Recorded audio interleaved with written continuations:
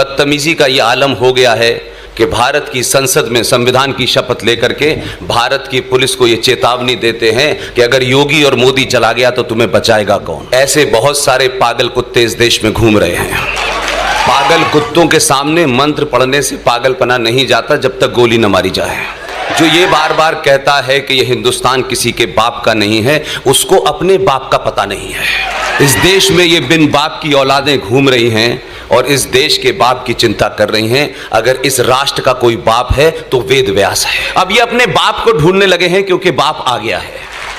और ये वो लोग हैं जो हमसे हमारे बाप का पता पूछ रहे हैं और अपने बाप के बारे में 250 साल के बाद बता रहे हैं। जैसे कश्मीर में एक फारूक अब्दुल्ला नाम का मक्कार जिहादी, उसको 200 साल बाद पता चला कि 1722 में उसके पूर्वज कौल ब्राह्मण थे। अब ये अपने बाप को ढूंढने लगे हैं क्योंकि बाप आ गया है। उससे पहले बाप को नहीं ढूंढते थे, ये किसी के भी बाप के बारे में पूछते थे। एक और मक्कार था जिसने इस देश को एक लेमन चूस की गोली पकड़ाई और आप उस लेमन चूस को चूस रहे हैं। उस मक्कार का नाम था मोहम्मद इकबाल, जिसने भारत का तराना लिखा। इस देश के मक्कार राजनेताओं ने, लालची राजनेताओं ने, चाटुकारों ने बिना समझे ऐसे सड़क छाप लोगों को महान बना दिया है। उसको भी अपने बाप का पता चल गया था कि उसके माता पिता जो थे सपरू ब्राह्मण थे। उसने तराना लिखा, भारत के लोगों को बता गया कि आप इसे पढ़ते रहिए, लेकिन उसने एक तराना लिखा जिसके बारे में इस देश में बड़े बड़े दानिश्वर नहीं बताते। उस तराने का नाम है मिल्ली तराना। उसमें वो अपनी वो ख्वाहिश जाहिर करता है जिसके कारण उसकी पाकिस्तान के अंदर लाहौर में कब्र बनी हुई है।